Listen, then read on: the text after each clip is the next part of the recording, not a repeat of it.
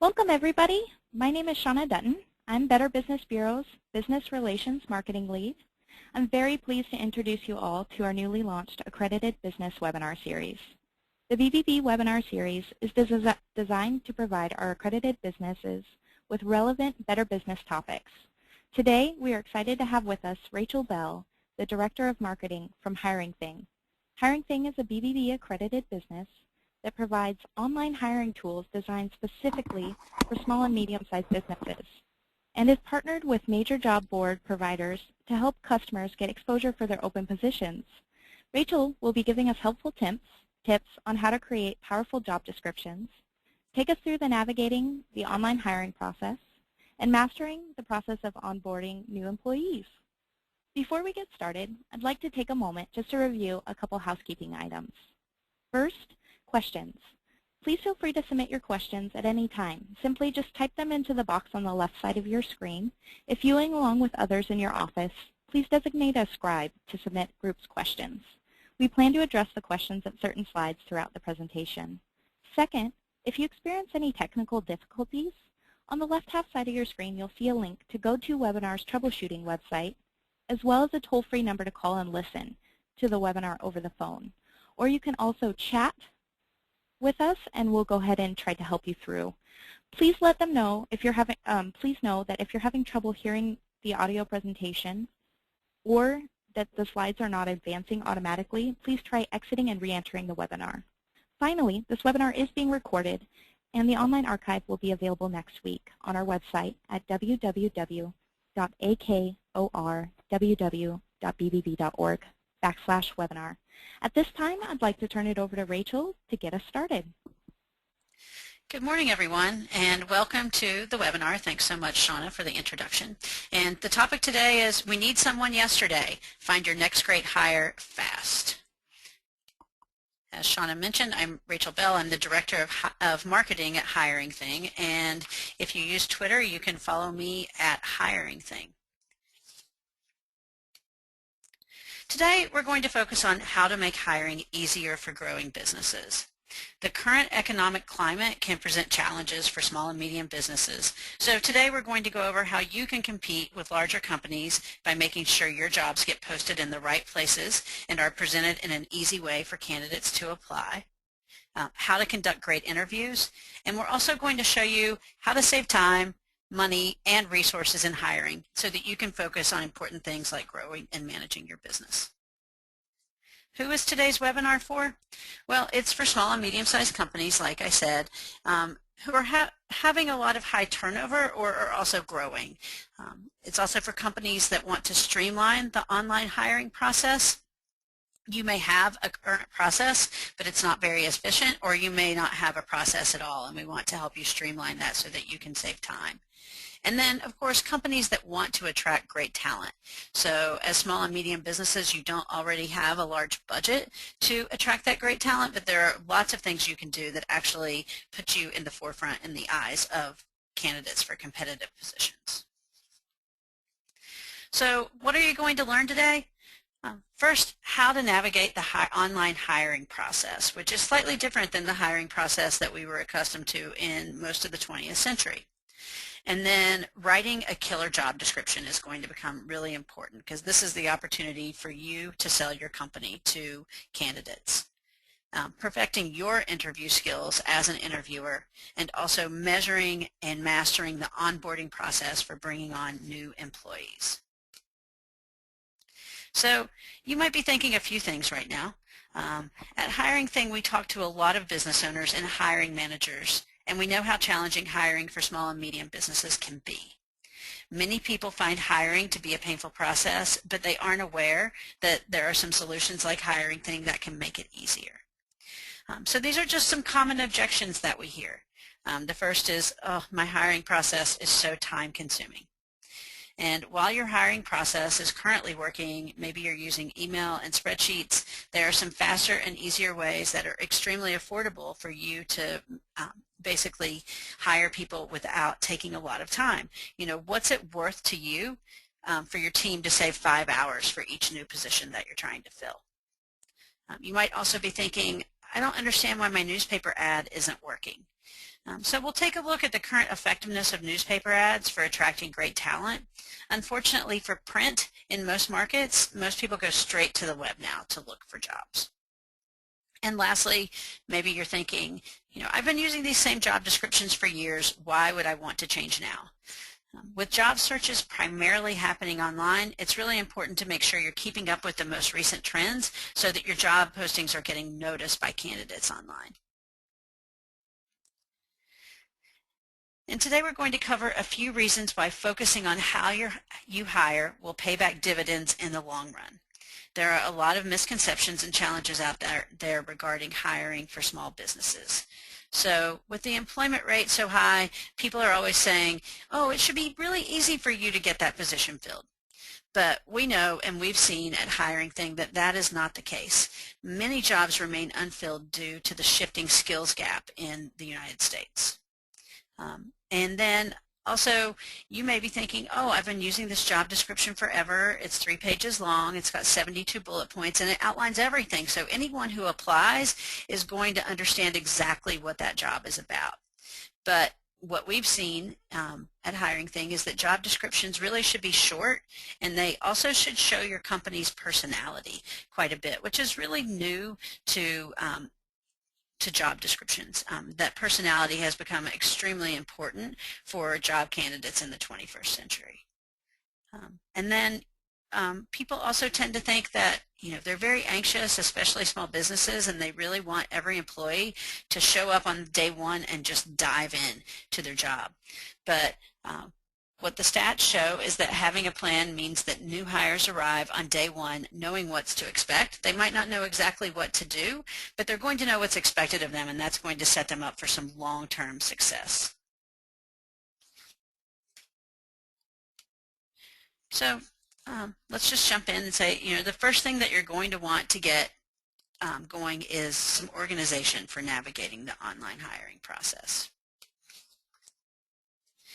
The hiring landscape is changing in America. Recent figures from the National Federation of Independent Businesses show that in the first quarter of 2013, 47% of small business owners tried to hire. And of those, just over a third who tried to hire said they were unable to do so because they found few or no qualified people for the jobs that they had available. So keeping in mind that only 4% of job seekers start their job search with a specific company in mind, there's a definite opportunity for you to get in front of those great candidates. If your ads aren't in the right place, though, you're not even going to be considered. And if somehow candidates do see your ad, 34% are not going to apply if your application process is too much of a hassle. This is definitely a place where small businesses can beat out larger businesses in making that process easier. And if candidates do apply and they don't enjoy the experience, they just might post a bad review about your company, which is something you definitely don't want to happen. So this is really a wake-up call for employers. In the past 3 years, almost everything that we all took for granted about hiring has changed.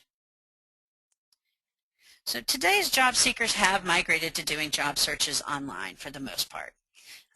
There are a few reasons why newspaper ads are no longer effective.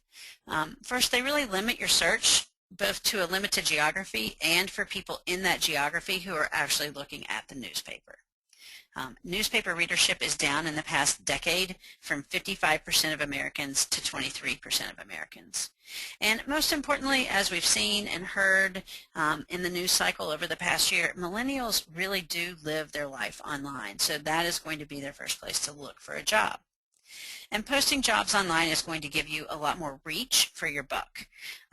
And working with companies like HiringThing, that you'll be able to post to a lot of online job boards for free. Now, I do know that in some areas where internet connections are limited, newspapers still do have some impact. But even in those areas, many job centers offer free internet access to apply for jobs, and they really encourage candidates to go there as well. So you're probably thinking now, when I tell you that you need to have an online presence, where will you find the time to do it? But it is extremely important and worth some effort, and actually not that much effort in your part to develop an online presence. 10 times more job seekers start their job search on Google than anywhere else. And 77% of job seekers expect to see a company career site. And 94% of job seekers say that employers should also present themselves on at least one social or professional platform. So by that we mean, Facebook, Twitter, LinkedIn, Google Plus. Not so much Pinterest, but it is definitely an area that's growing for job searches. And 61% of job seekers expect employers to have a Facebook career page, which is pretty easy to set up. And more than half are looking for you to have a company page on LinkedIn. So another thing that is relatively easy to set up. So many small businesses I know don't have the time or resource to create this online presence, but again, it's extremely important. And so where should your job be? There are lots of places online that your job can be, but if it's not in the right place, candidates aren't going to consider you because they're not going to find you. So here we're looking at just an example of a few of the more general job boards that we work with at HiringThing. Many of them are free. There are also some very niche job boards that focus on specific industries, professions, or geography as well. In addition to posting jobs online, you're also going to want to have a careers page or more information about open positions on your website and posted to social media. Many jobs are filled through employee and other referrals, and having your job posted online makes it easier for employees, customers, or advocates of your organization to basically communicate that job posting to people that they know. So we make this really easy to do, to integrate with your website, your Facebook page, and other places around the web. There's also ways that if your company currently uses a site like WordPress, it should be relatively easy to install on your website. So where do most companies find good candidates? It's a complicated question. So there are the internal sources that we just talked about, like employee referrals, customer referrals, and then there are those external sources like online job boards and career fairs. So you want to keep all that in account when you're looking for candidates because they're all great sources. Indeed.com is one of the largest and most effective sources for applicants, and that is mostly because they are able to use search engine optimization so that when people do start their job search on Google, that they're easy to find those jobs.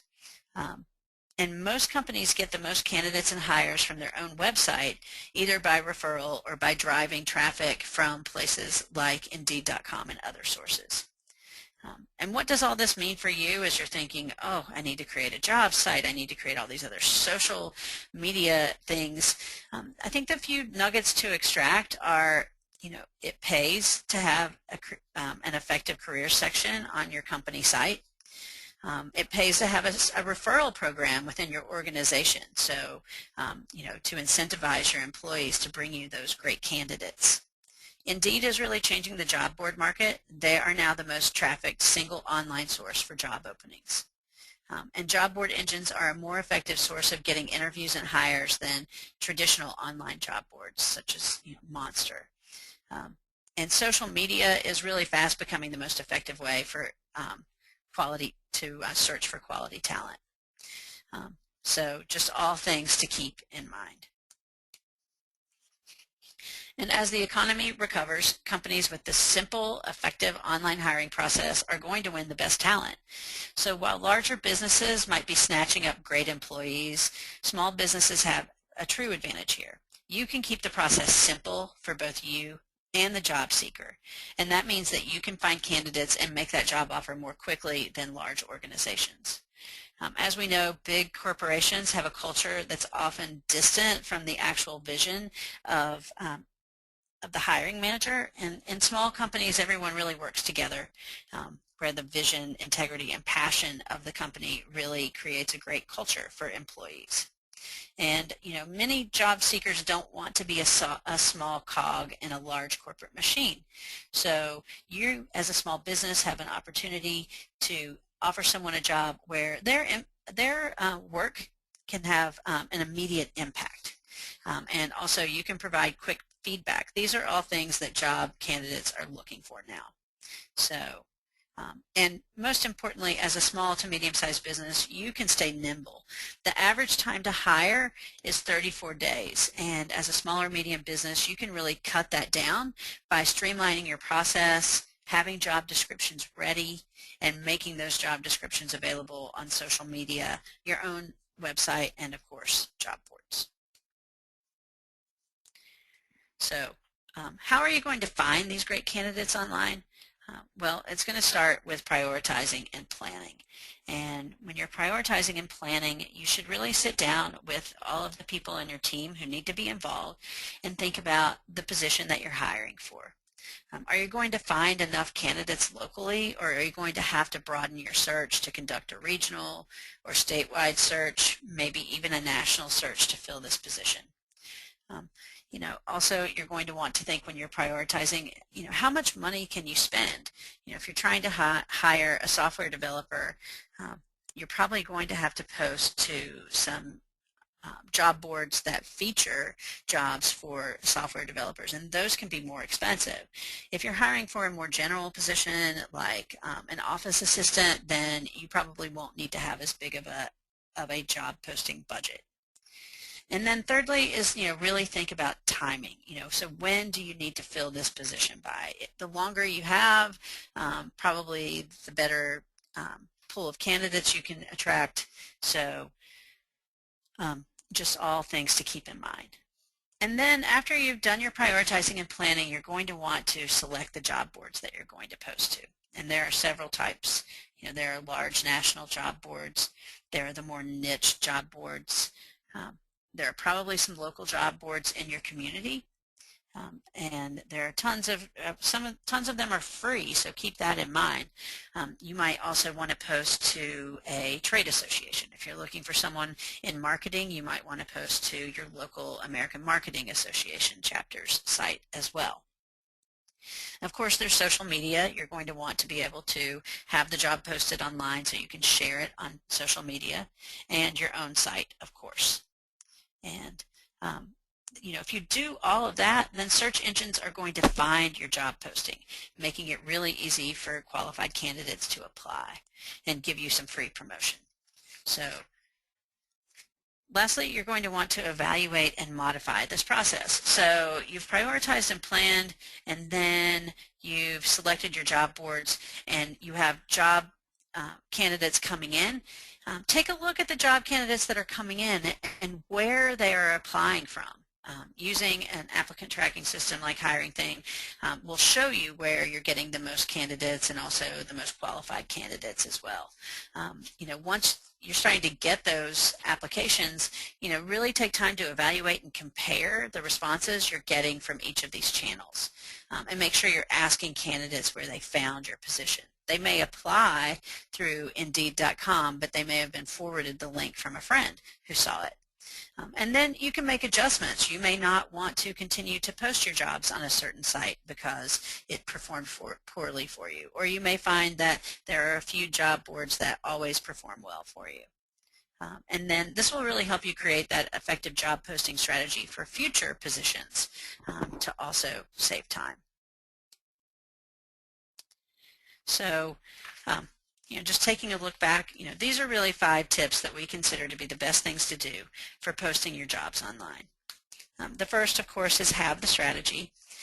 The start of any plan should have a defining process and a sense of what your ultimate goal is.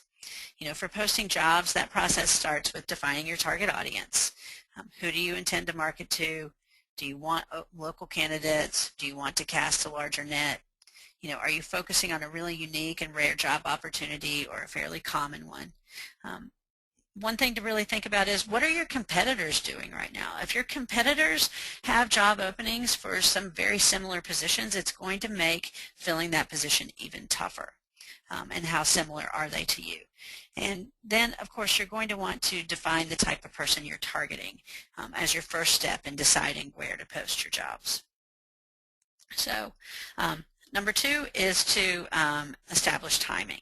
So it's a fairly simple step, but it's really, really important. When do you need to fill the position?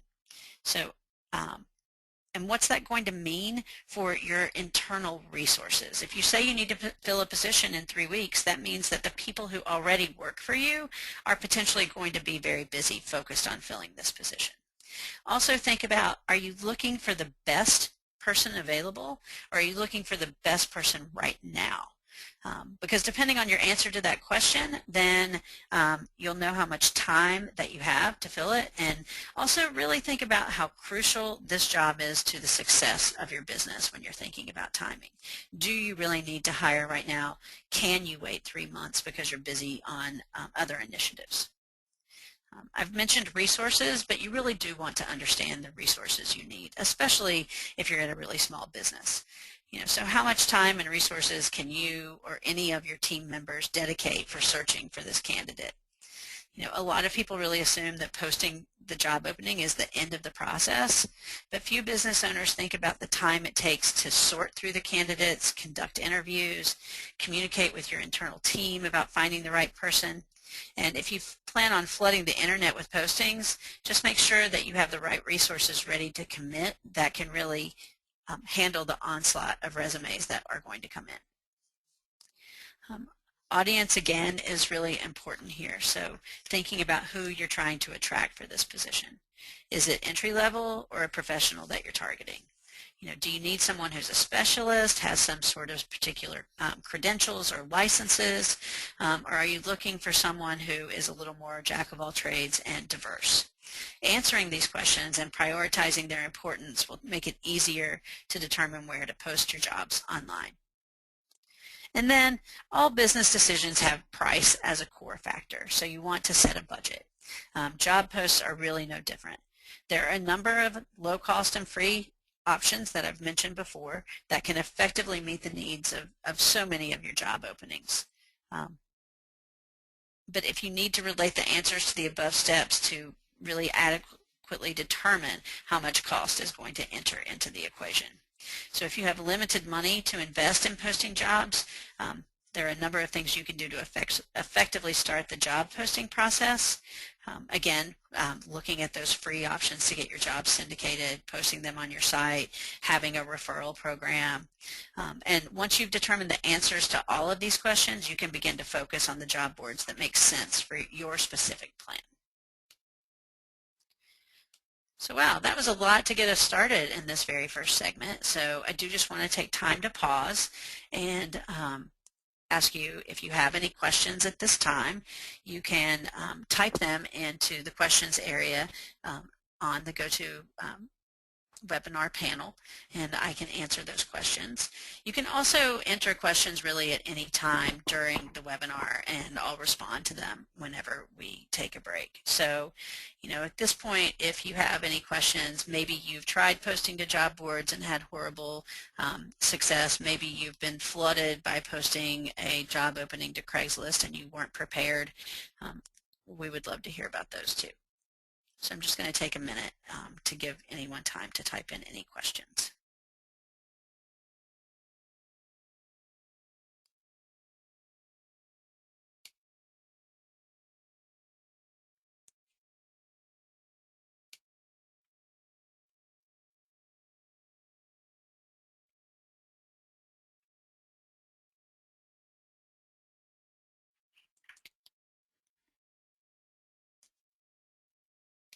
Okay, well, it doesn't look like we have any questions yet. If you're still typing, though, do go ahead and enter the question. I can answer it at the next break. And, as questions come up or anything that you want to share with everyone else, just please do go ahead and type them in the box. And we'll take some time to answer questions again in just a few minutes. So now we're going to move on to creating powerful job descriptions, which is going to be really important. It's really a form of marketing to get that best talent to apply for your job. We've already talked about competing for talent, and many times your job description is the very first impression a candidate has of your company. So you want it to be succinct, but it also needs to be appealing and informative. Mark Twain once said, "I didn't have time to write a short letter, so I wrote a long one instead." And I think this is something that we all fall into when we're writing job descriptions. Let's just put everything in there because we're not quite sure what we should include and what we should exclude. Less is better. So really try to describe the core essence of your open position. Any job duties, qualifications, and requirements that you need to include. And you really want to just stay focused on the biggest priority tasks for the position and save a lot of the details for the interview. You can remove the obvious and focus on the unique. Everyone wants a salesperson with a hunter mentality, so you don't necessarily need to say that in the job description. Focus on the unique skills for this particular sales position to demonstrate. And then, keep your description to less than a page, especially when you think about viewing it in a web viewer. You don't want people to have to scroll up and down to read your job description because, as I mentioned earlier, if it starts to look laborious and complicated, then potential applicants are just going to bail. They're just not going to even bother to apply for the job. So you want to make sure. I had a great conversation the other day with someone who works in the construction industry, and he really talked about the job description being succinct. He's like, if I'm posting a job opening for a carpenter, most carpenters know what that job is going to entail if they have any experience. So, he really focuses on more things about the company and the value proposition of the company than most of the specific tasks. So formatting is going to be very important. So a short, well-formatted job description is going to grab people's attention, and that's what you want. In this sort of Web 2.0 ADD world, people are not going to take time to read a lot of bullet points. But bold and bullets are also your friends because they're going to help things stand out. So use bold in your job description, but just use it sparingly and where it matters. You can use it to separate your description into distinct areas such as job title, skills, qualifications, and the how to apply process. And then you can use bullets to provide the flow within each of those areas.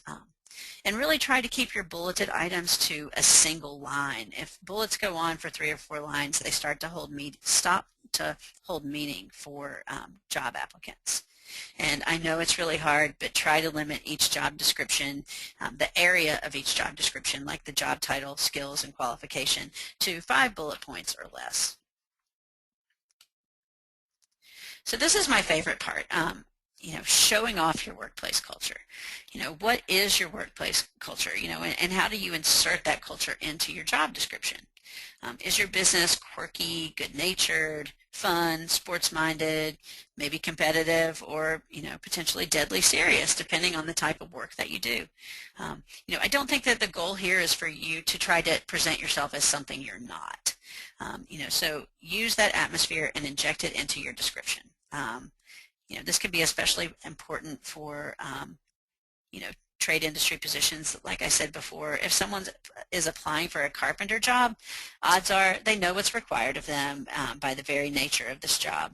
So your differentiator as you market yourself to candidates is going to be really including these values and the culture of your company.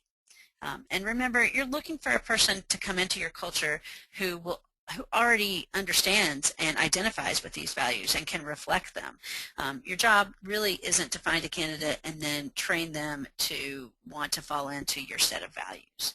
So a good job description will mirror the characteristics of your office or work environment and attract those who share in those traits.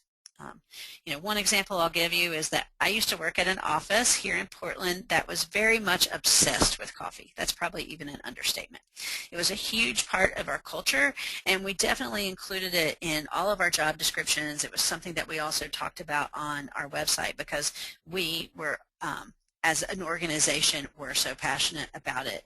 And really what that translated to is that we had a passion for quality. So there were other things in life that we appreciated quality in. So everyone there used a Mac computer because we wanted to give everyone a great computer experience. So it's just a great way to communicate easily to potential job candidates what your culture is.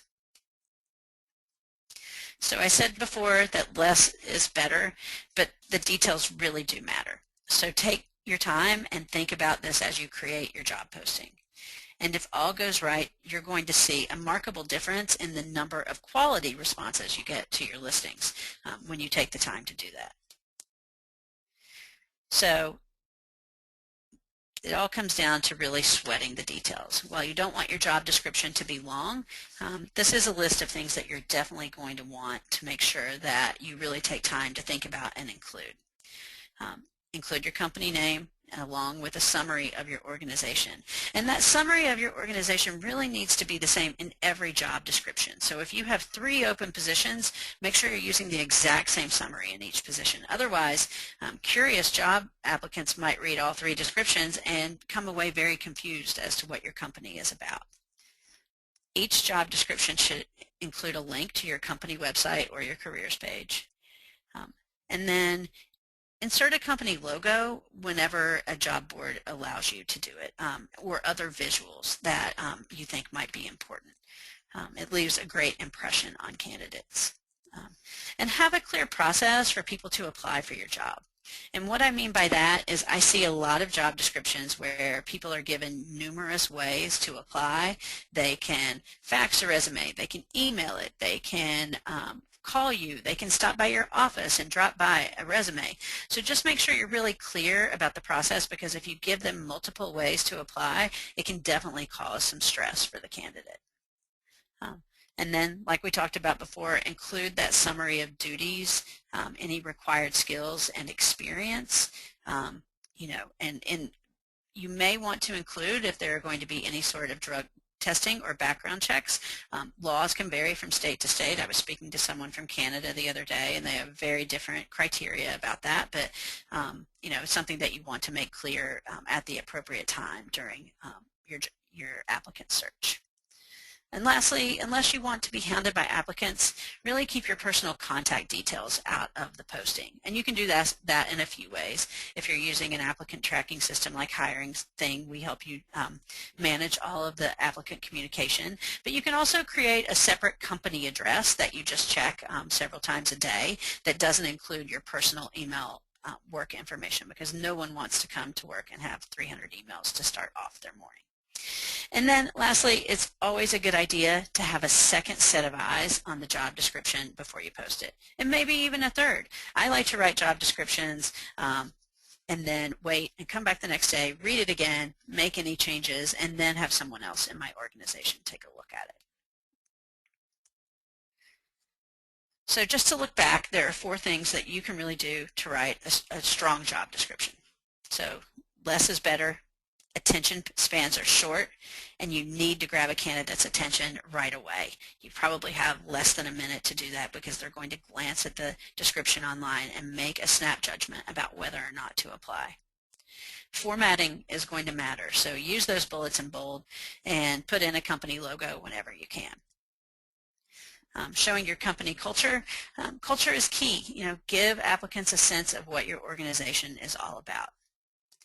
And keep your personal contact info out of the job description. That way you can really keep your email inbox clutter-free, which is something we all want.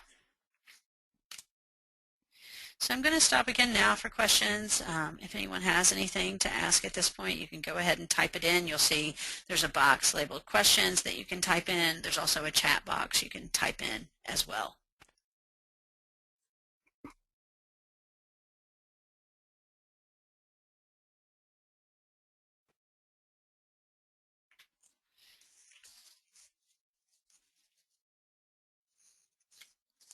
All right. Well, I'm going to give you just a minute or so for any questions that you might have.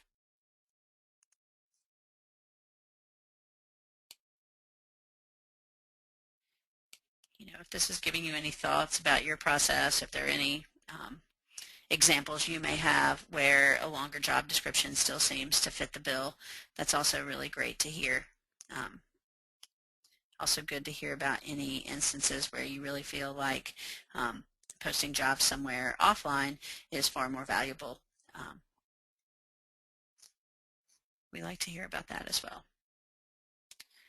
So again, you can post questions at any time. Oh, we have a question, so I'll go ahead and answer it. So, are any of these sites better for a professional accounting person without having to pay a fortune to an agency?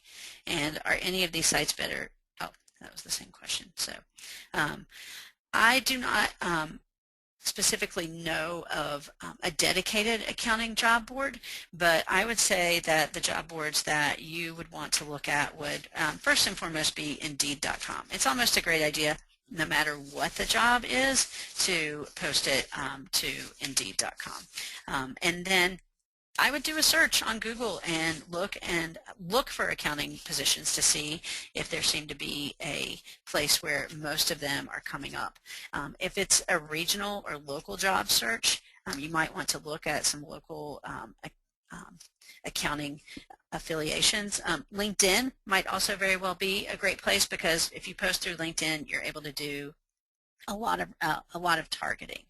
And if you're trying to get some, if you're looking because of your company size, because of EEOE, if you're really looking to diversify your work space, there are also some great job boards that are really diversity-focused job boards that are good as well. But the ones that I would primarily focus on would be Indeed.com, potentially Simply Hired, and Glassdoor would all be at the top of my list. So, is it okay to use the same job posting description for all different sites? Craigslist, Indeed, website, blog, Facebook, etc.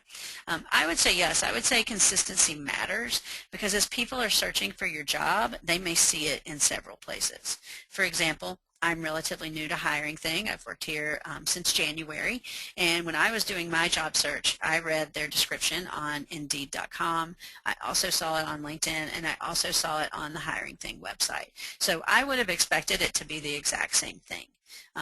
So unless there's a real reason why you want it to be slightly different, a real legitimate reason, I would keep it exactly the same.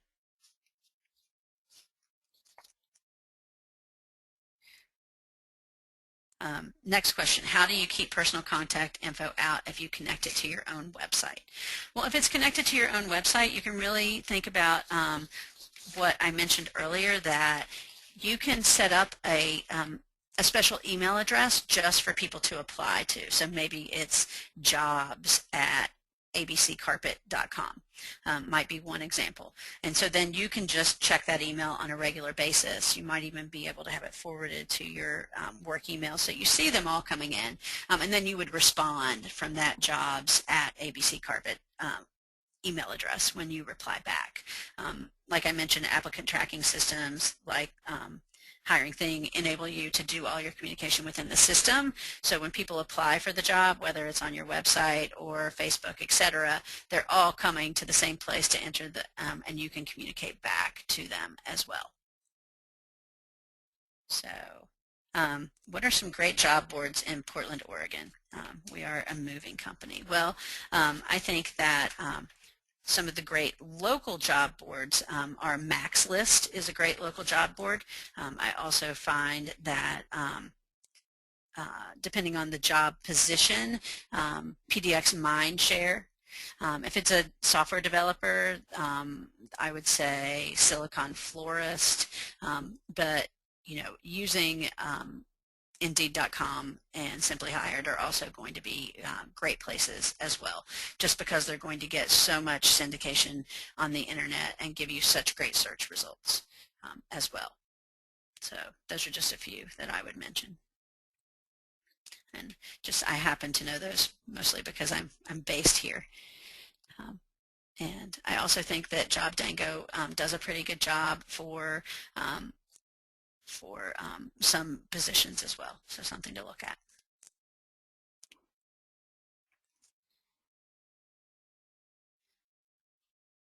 Well, thanks everyone. Those are all great questions. So I'm going to move on, but keep the questions coming. Even if it's something we talked about 20 minutes ago, you can still type in the question and we will answer those at the next break. So we've talked about, the online hiring process in general and how you're going to create that powerful job description, but now is the time to really think about conducting the great interview, because you wrote that great job description and you've got some awesome candidates coming your way. And now is the time for you to conduct that great job interview. So pre-screening and phone interviews are something that have really changed a lot over the course of the past, say, 10 years in the way that people are hiring, because you get so many candidates. Being online does make it easy for people to apply. So you need to sort through them before you can really whittle it down to the candidates that you want to interview in person. And some people only use phone interviews. If you're hiring for, a position that might only be for 6 months, it might be a construction or some other temporary labor job, you might not ever meet the candidate in person until their first day on the job, which makes the phone interview even more important. So, pre-screening, first and foremost, you want to review the resumes and questionnaires to pre-screen your candidates. So a lot of times people aren't just taking resumes anymore. You can actually give people a questionnaire to complete before you actually look at their resume to get them to answer some specific questions. And then you're going to go through those resumes that you collected in the pre-screening, and I suggest you rate your applicants. It could be, some sort of, just arbitrary system that you and your colleagues create. It could just be, 1 to 5. And then after you do that, you'll invite your top candidates for a phone interview. So phone interviews are really interesting and something that you really need to think about. Because when you're conducting a phone interview, the candidate needs to find a time and a private space to participate in that interview, and they may very well be doing it from their car or from a conference room, unfortunately, at their current employer, and trying to be very discreet about it, even though they most likely shouldn't. They may be doing it during their lunchtime. So when you're scheduling those phone interviews, be prepared to be a little bit flexible. It's a little bit different than when they're coming into your office. And for that very reason, keep it to 20 to 30 minutes. Because if you're only doing the phone interview to pre-screen, you're really just trying to identify the top candidates. You may have a list of 10 and you only want to have your team invest in 30 to 45 minutes of actually interviewing candidates when they come into the office. You may also want to be limiting the number of candidates as well.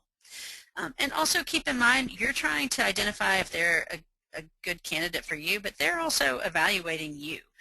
Are you a good company for them to work for? So being on time for the call, not having to email them moments before to get their phone number, all of these things leave a very lasting impression with candidates. And then once you've conducted that, you can schedule your top, your top picks for an in-person interview. I do apologize. There seems to be a typo on that slide, so my apology. So being prepared for that in-person interview is going to be really critical in the success of your hiring process. You're creating a lot of first impressions, just like the candidates are creating first impressions too. So the person who's doing the interviews may not always have all of the information they need, but you should really know the particulars of the job before you conduct the interview. And those things would include the salary, a list of duties, which might be a little longer than the list that was posted in the job description, like we talked about. If there's any special education, training, or licensing requirements, that's a great first step for you to know all that information before you start the interviews. And then before you start your interviews, take some time to look around at your current team. What attributes do all of them have that make them a vital asset to the company? Or maybe what attributes do they have that make them currently a detriment to your organization if you're trying to basically instill a culture shift at your organization? So, prepare those questions. Prepare your questions for interviewing so that you can stay focused during the interview.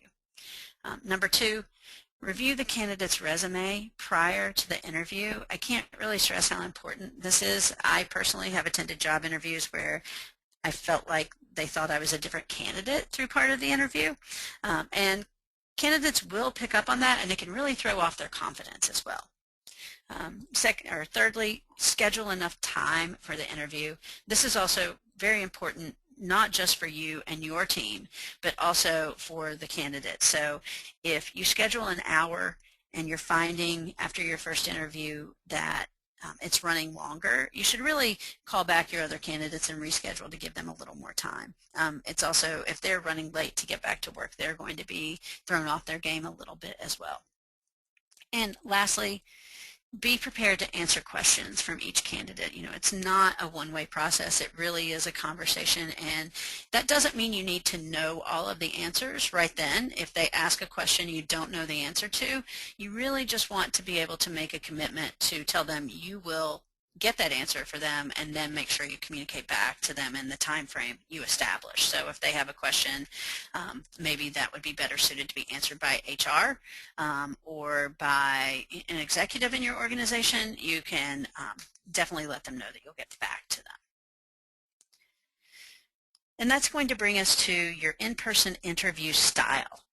Which is also really important because, again, as much as the candidate is trying to put their best foot forward, you want to make sure that you're doing the same thing too. You know, maintaining good eye contact and being aware of your body language.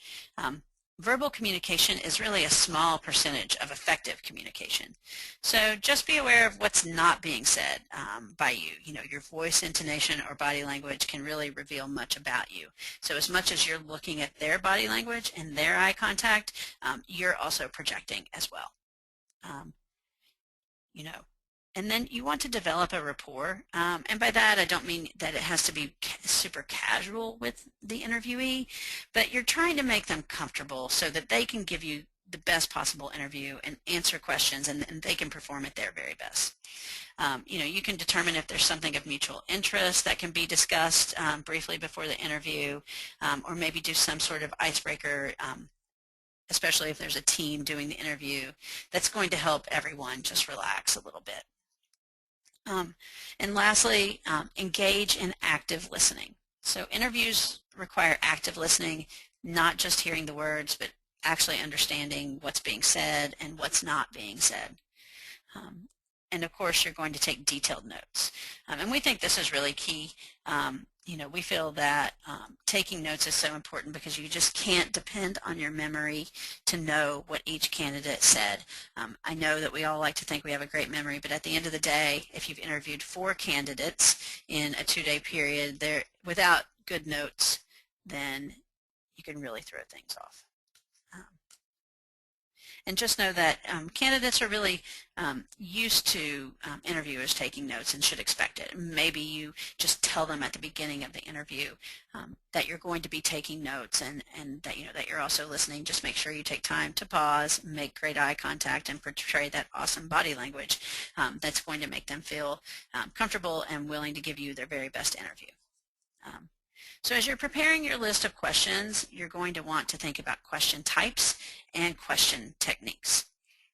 So open-ended questions are really what you want to use as much as possible. And this is because it's going to give you much more information from the candidate. And you know, you want to try to get them to be specific, and also try not to anticipate their answers. So, you know, give them a little breathing room. Some people, it takes them a little longer to formulate in conversation, so they may need time, just, you know, a few seconds to really put their answer together before they start replying. You know, and take the time to really get specific on things that matter, especially any credentials or training, licensing, anything that, you know, might be OSHA related that you want to make sure that you have covered. Also, you know, get specific about experience and their job history, or, you know, even gaps in job history. And gaps in job history are not always a bad thing. You know, so you want to take time to understand that. I wouldn't necessarily say a gap in job history would be a reason why you wouldn't look at a candidate. Ask some behavioral questions, you know, so really trying to find out by giving maybe the candidate an example of a situation and get their reaction, and trying to understand how they would behave or how they did behave in a certain situation is going to be really important. So those are all the types of questions that you want to ask, and then of course there are types of questions that you can't ask. You know, labor standards have kind of determined, you know, that you can't ask questions about family, marital status, religious or political affiliation, definitely not permitted during an employee interview. And labor standards have determined that they're not relevant to the person's ability to do a job. But if you have concerns about certain issues, the questions need to be worded so that they're really relevant to the job. For example, if you're concerned about family obligations, you know, you can't come right out and ask someone if they have children or a family. So you're going to have to ask other types of questions. And you also want to just make sure that you're checking with local, state, and federal labor standards to find out what can and can't be asked, because it does differ from state to state. And then there are the things that you really want to avoid when you're conducting a job interview. If the interviewer talks too much, there are several things that can really happen. First, you're not going to get to gather enough information about the candidate to make an informed decision. The applicant, you know, could feel that you're not interested in them or their application, and you know, that process cannot be used to adequately compare the skills and abilities of all the applicants that you're considering. Avoid accepting general answers. So, you know, those yes or no or yeah, I think so kind of answers. You know, by not digging a little more for clear answers, you might not get a good feel for what this candidate can really offer you. So get them to describe information in detail or provide examples of when or how they use their skills whenever possible. And, you know, don't rely on your memory, you know, take notes. We've mentioned this before, it can get very confusing for candidates or for you when you're making a decision about candidates if you haven't taken a lot of notes. So I'm going to pause again for questions. I'm also keeping a look at the time here, so I want to make sure that I get to everyone. So I'm going to give a minute for questions, and then we'll go through the last section about onboarding, and we will take questions again at the end.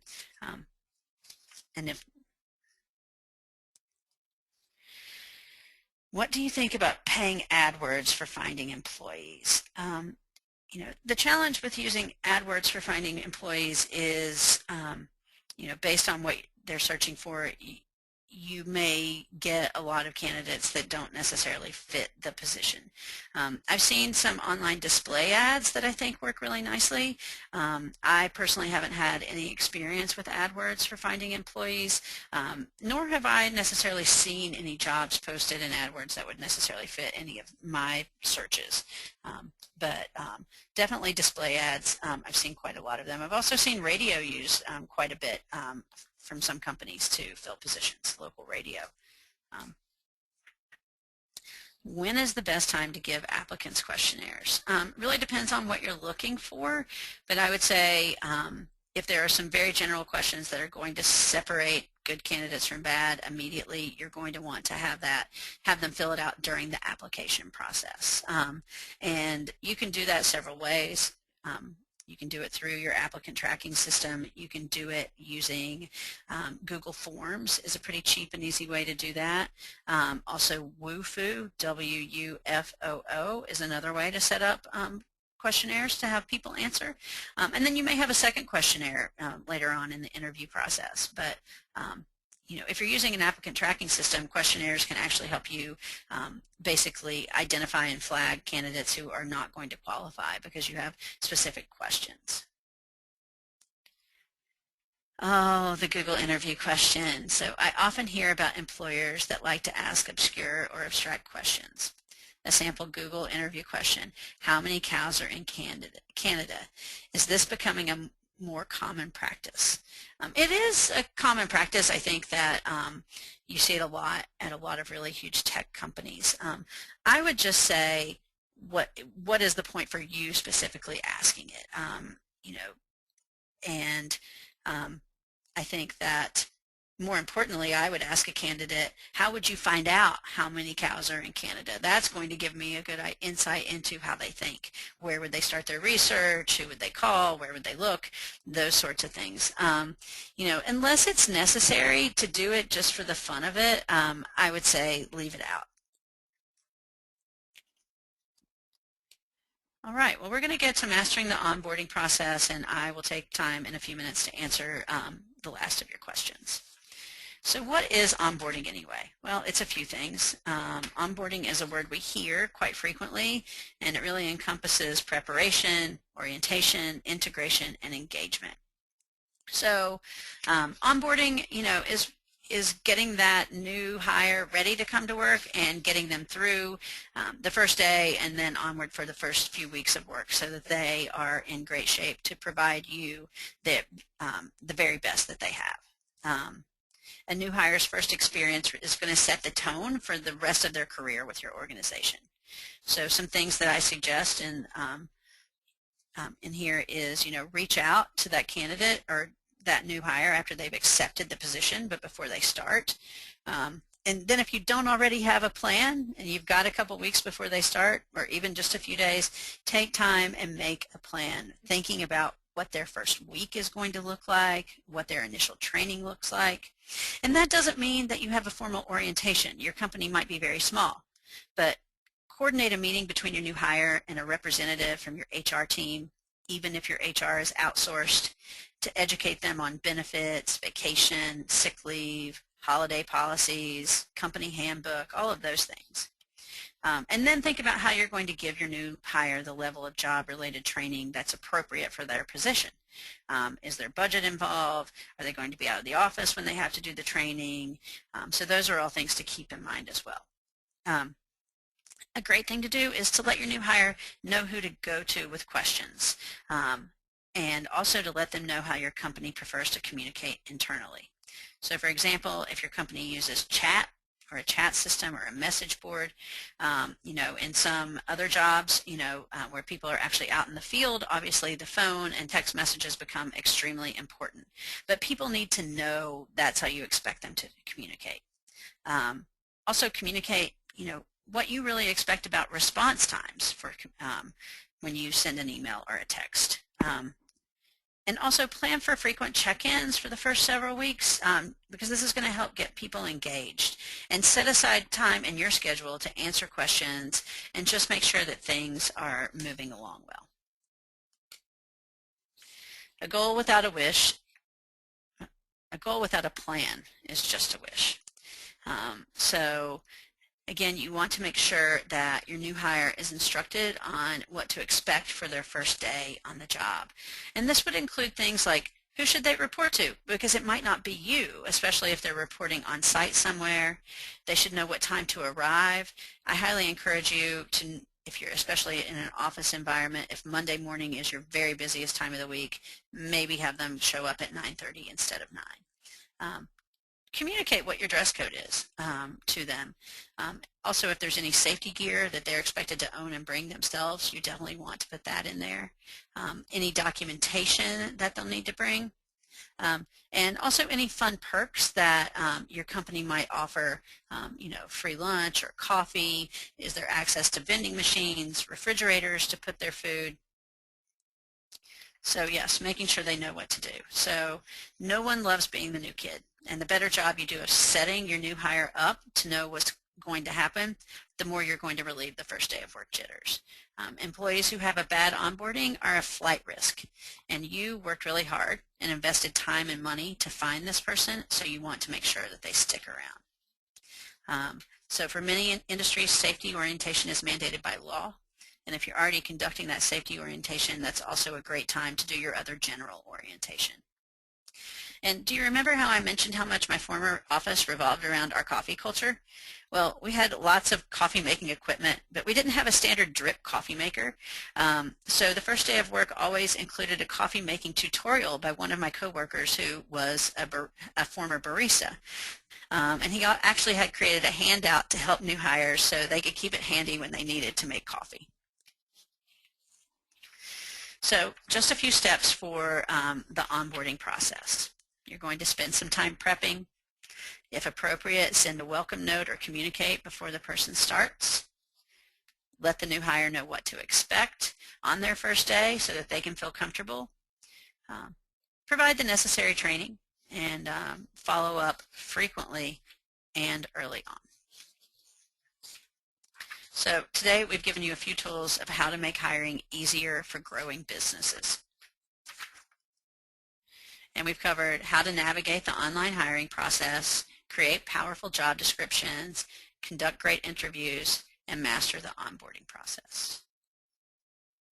So really quickly before we take questions, I just want to let you know if you have questions afterwards, you should always feel free to reach out. You can visit our website. You can email me at rachelb@hiringthing.com, and of course you can follow us on Twitter at HiringThing as well.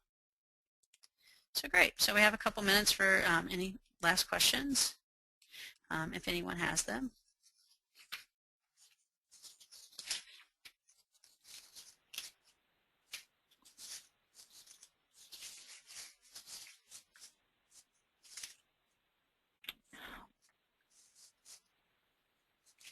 While we wait for the final questions to come in, I just want to thank everybody for the great questions that they've added to today's webinar. I also want to take a moment to thank you all for attending this webinar and to please visit us at www.akorww.bbb.org/webinar to register for upcoming webinars. Next month, we're excited to have Better Business Bureau's own David Harrison presenting on the top ways to maximize your BBB accreditation. And finally, if your accredited business is interested in presenting a future webinar, please feel free to contact me, Shauna Dutton, for more information at 206-676-4164 or by email at shauna.dutton@thebbb.org. And it looks like we have one final question. What are some of the good job postings? What are some of the good job postings? You mean, I'm assuming this person means like actual examples of good job postings. You know, I think that the good job postings are really short. I think that again, they use bullets in bold and are very clear, so nothing abstract. I think another way to know if your job description is actually good is, you know, I sometimes have my husband read these things because he's a teacher, so the business world, you know, doesn't necessarily come top of mind to him. So, you know, so free job postings. I think you mean job posting boards then. So, yeah, the best ones are going to be Indeed and Simply Hired, are truly great because of their search engine capabilities. They do offer premium paid placements, but they also offer free placements as well. So they're going to do a great job of getting your placements syndicated onto the web. So well, thanks to everyone for attending. I just want to say, as a fellow BBB accredited business, we're always very excited to have an opportunity to speak to all of you. And I want to thank you again for your time, and to Shauna and the BBB as well. And if you do thank you, everybody, and we hope to see you at future webinars.